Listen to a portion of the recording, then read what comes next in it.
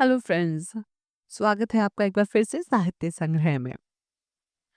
आज की हमारी कहानी का शीर्षक है पत्नी प्रेम। लेखक हैं कृष्णचंद्र जी। चलिए सुनते हैं। मान्यवर संपादक जी, क्षमा चाहता हूँ कि इस बार आपके दीपावली अंक के लिए लेख न भेज सका। बात यह हुई कि जब पहली बार आपका पत्र आया जिसमें आपने लिखा था कि इस वर्ष आपने अपने कुछ पुराने लिखने वालों को एक ही विषय पर लेख लिखने के लिए राजी किया है, और वह विषय है पत्नी अपने पति की दृष्टि में, और तस्वीर भी मांगी थी। तब मुझे सहसा हंसी आ गई थी। संयोग से मेरी पत्नी भी उस समय मेरी कुर्सी के पीछे खड़ी मेरे पत्रों की निगरानी कर रही थी, क्योंकि मुझे डाक से प्राय लड़कियों के पत्र आते रहते हैं। इसलिए पत्नी द्वारा पत्रों की देखभाल से मेरे लिए जान बचानी मुश्किल हो जाती है। खैर, वह एक अलग विषय है। उस पर कभी अवकाश मिलने पर बात होगी। इस समय तो मैं आपको यह बता रहा था कि आपका पत्र पढ़कर मुझे सहसा हंसी आ गई। तब मेरी पत्नी ने पूछा, क्यों हंसे? मैंने कहा, यह एक संपादक महाशय हैं जो पत्नी पर पति की दृष्टि से एक लेख मांगते हैं और तस्वीर भी चाहते हैं। किसकी पत्नी पर किसके पति की दृष्टि से लेख मांगते हैं? उसने तुरंत पूछा। मैंने कहा, यदि किसी दूसरे की पत्नी पर लेख मांगा होता। जब तो तुम तुरंत लिख देते। वह बीच में ही बात काट कर बोली, जरा ठहरो, मुन्ना रो रहा है। मैं उसको दो तमाचे लगाकर अभी आकर तुमसे बात करती हूँ। जब वह वापस आई तो मैंने कुर्सी जरा परे खिसका ली। वह बोली, हाँ अब बताओ। मैंने कहा, वास्तव में मुझे तुम पर एक लेख लिखना है, अपने दृष्टिकोण से। इसलिए मैं हंस रहा था कि ये भले मानस संपादक इतना भी नहीं जानते कि विवाह के बाद पति का दृष्टिकोण भी वही हो जाता है जो पत्नी का होता है।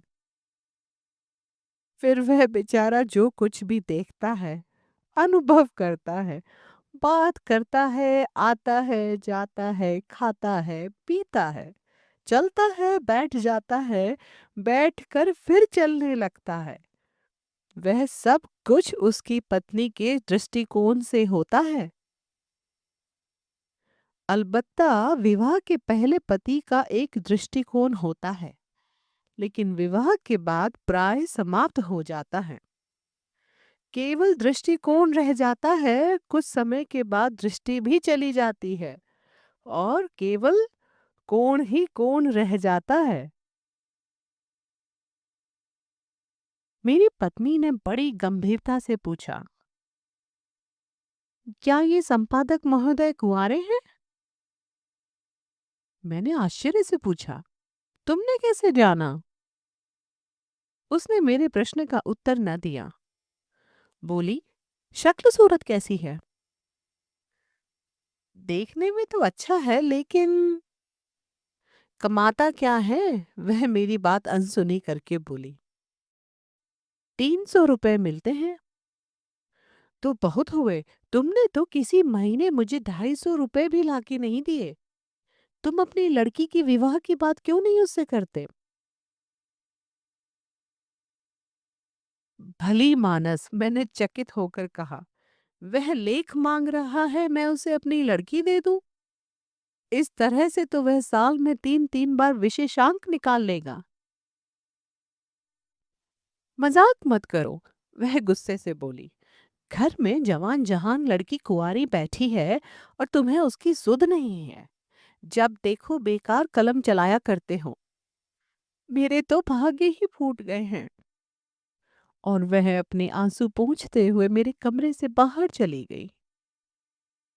2-3 दिन तक मेरा मूड भी बिगड़ा रहा। कई बार आपका लेख लिखने को बैठा पर कलम चली ही नहीं। चौथे दिन आपकी सहायक संपादिका मुझसे लेख मांगने आ गई। मेरी समझ में यह बात नहीं आती कि जब आप एक नौजवान और सुंदर लड़की को सहायक संपादिका रखते हैं तो उसे विवाहित लेखकों के घर क्यों भेजते हैं और लिपस्टिक पाउडर आदि से सुसज्जित करके क्यों भेजते हैं।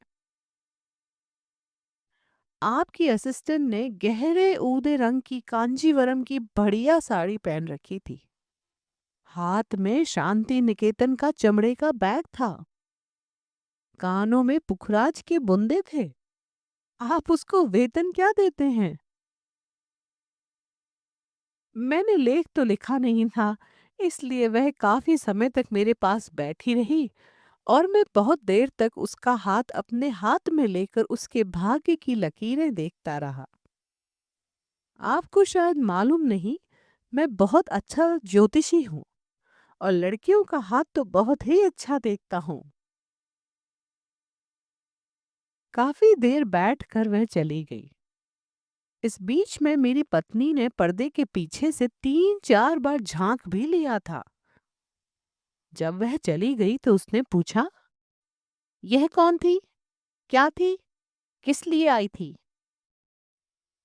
मैंने कहा, लड़की थी, सहायक संपादिका थी, वही लेख मांगने आई थी। तुमने लिख कर दे दिया? लिखा ही नहीं था, क्या देता? हाँ हाँ, तुम मुझ पर क्यों लेख लिखोगे? वह झल्ला कर बोली, मैं तुम्हारी कौन होती हूँ? तुम बाहर की जाने कैसी कैसी गई गुजरी स्त्रियों पर लिखते रहते हो, लेकिन घर की स्त्री पर, अपनी पत्नी पर तुमसे क्यों लेख लिखा जाएगा? मैं सब समझती हूँ। आने दो उस चुड़ैल को दोबारा, मैं उसकी चुटिया न काट के फेंक दूँ तो। और वह जोर जोर से रोने लगी। मैंने अपनी कुर्सी से उठकर उससे प्यार किया, बहलाया, पुचकारा, संभाला। बड़ी मुश्किल से उसने अपने आंसू रोके। उन्हें पोंछते पोंछते बोली, तुम मुझसे प्यार करते हो ना? संसार में सबसे ज्यादा। मुझ पर लेख लिखोगे ना? अवश्य। अच्छा सा लेख, बहुत बढ़िया लिखूंगा। अब वह आंसुओं के बीच मुस्कुरा दी। उसकी आंखें खुशी से चमकने लगी। बोली, मेरा एक चित्र भी भिजवा देना। चित्र? क्यों? वह एकदम भड़क कर बोली, उन्होंने मांगा है। क्या मैं तुम्हें अच्छी नहीं लगती हूँ? बहुत अच्छी लगती हो डार्लिंग। तो फिर? अच्छा, चित्र भी छप जाएगा, मैंने धीरे से कहा। तो चित्र खिंचवाने कब चलोगे? आज ही चलूंगा। वह बहुत प्रसन्न हुई, फिर सहसा उदास सी हो गई। बोली, लेकिन मेरे पास तो कोई नई साड़ी ही नहीं है। मैंने कहा, अभी पिछले सप्ताह। वह बोली, वह तो पिछले सप्ताह की है, नई तो नहीं है। बेशक नई तो नहीं है, मैंने स्वीकार किया। वह बोली, मैं नई साड़ी में चित्र खिंचवाऊंगी। मैंने उसे टालने के अभिप्राय से कहा, इतना टंटा क्यों करती हो? वह अपना पुराना चित्र भेज दो ना, जो बनारसी साड़ी में है। वाह, वह तो विवाह का चित्र है, 22 वर्ष हो गए। तुम भी क्या बात करते हो? मैंने कहा, अच्छा तो बाजार से 17.5 रुपए की वायल की साड़ी ले लेंगे। फूलदार वायल की बहुत बढ़िया साड़ियां आई हैं। वह चीख कर बोली, मैं वायल नहीं लूंगी, मैं तो कांजीवरम की साड़ी लूंगी, वैसी उदय रंग की ही जैसी उस कलमुही ने पहन रखी थी। कांजीवरम की साड़ी? मेरा दिल अंदर ही अंदर बैठने लगा। घटिया से घटिया कांजीवरम की साड़ी भी 80-90 से कम में नहीं आती है। हाँ, कांजीवरम की साड़ी लूंगी और शांति निकेतन वाला वही बैग जो उसने ले रखा था, और वैसी ही सैंडल और वैसा ही प्योर मैसूर सिल्क का चमचमाता ब्लाउज। और कानों के वैसे ही बुंदे। और मैं टैक्सी में बैठकर चित्र खिंचवाने जाऊंगी, टैक्सी में। हाँ, अभी से कहे देती हूँ, बस में नहीं जाऊंगी, नहीं तो मेरे सारे कपड़े खराब हो जाएंगे। औरों को तो टैक्सी में ले जाओ और मुझे। इस घटना के 3-4 दिन के बाद आपकी सहायक संपादिका एक नई पोशाक पहनकर मेरे घर आई तो मेरी पत्नी ने कह दिया, मैं घर पर नहीं हूँ। उसके 3-4 दिन बाद जब वह आई तो मैं पूना गया हुआ था। उसके बाद अहमदाबाद गया था, फिर नासिक गया था। उसके बाद वह नहीं आई। उसने सोचा होगा, नासिक जाके कौन लौटता है, तीर्थ धाम जो है। लेख तो मैं लिख नहीं सका, पत्नी का चित्र भेज रहा हूँ। विज्ञापनों की किसी पृष्ठ पर छाप दीजिएगा। साथ ही बिल भी भेज रहा हूँ।